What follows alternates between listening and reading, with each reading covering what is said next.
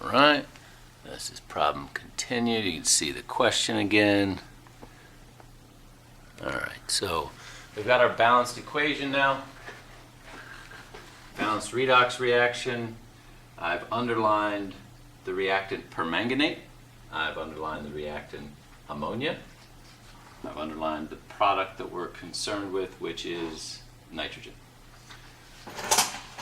So we need to know how much nitrogen is present. So for this one, I recommend that you first figure out the number of moles of KMNO4, and then figure out how many moles of N2 that would produce. So you can see we start with 50 milliliters or 0.05000 liters. If you didn't write all the zeros, add it. Notice there's 4 sig figs here, there's 4 sig figs here. I went ahead and threw a couple more on the temperature, but there's 4 sig figs here. Don't drop those off.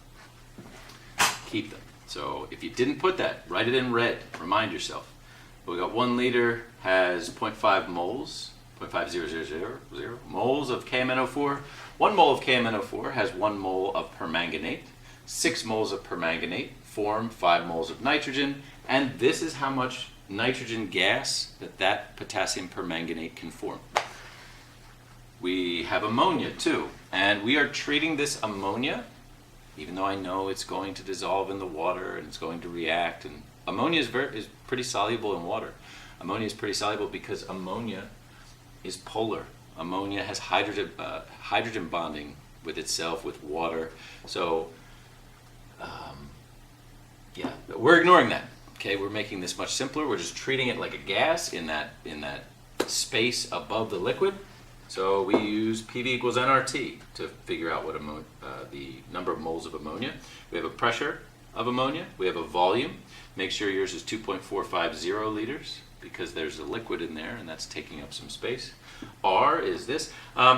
Just to save yourself some time, if on your page you tell us that you're using this R constant, 0.08206 liters atmospheres per mole Kelvin, if you write that, then when you write your equations, you can just write R. Okay, you've already said what R equals, and that's the same thing every time, so then just put R.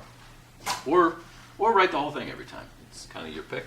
But if we do that, we get 0.1802 moles of ammonia. And once we have moles of ammonia, we can take a look at the coefficients. And 10 moles of ammonia produce 5 moles of nitrogen. So that's how many moles of nitrogen the ammonia can produce. And that is more than this. So this is how much is produced. This 0.09 doesn't matter. Get rid of it. That's just if we did react all the ammonia, that's how much would form, but that doesn't get produced. This does. Okay. Next thing. So we know how much nitrogen is there at the end of the reaction. Since we know how many moles of nitrogen, we'll be able to calculate the pressure of nitrogen at the end of the reaction. Second thing we need is to know how much ammonia is left over. Right? We know it's the excess reagent. We know that permanganate is the limiting reactant. So now we need to figure out how much of this 0.1802 moles of ammonia gets used up. And if you want to do that, I'm going to just get rid of this. I don't care about that anymore. I'm just going to go back here, and instead of going to moles of nitrogen,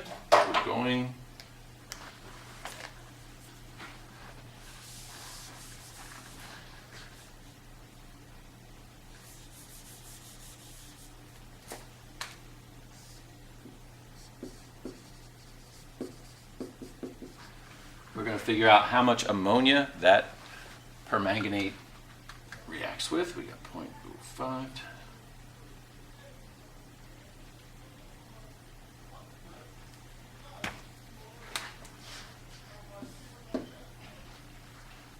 Should be just double.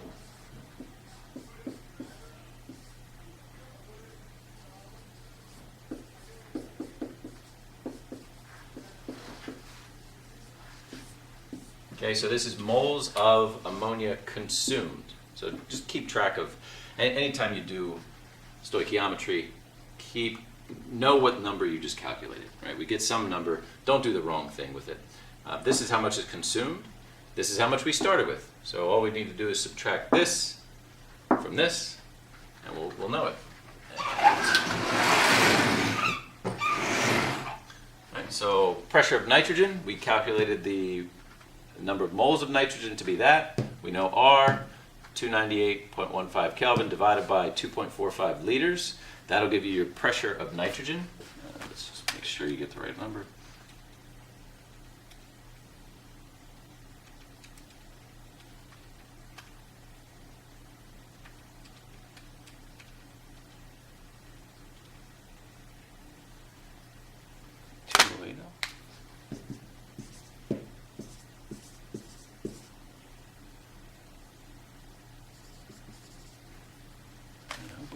Everything went in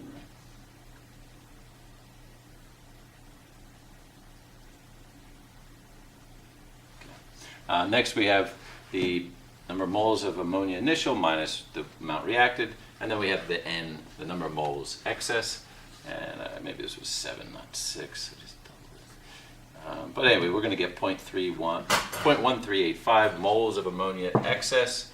Plug that in here, and we'll get the pressure of ammonia.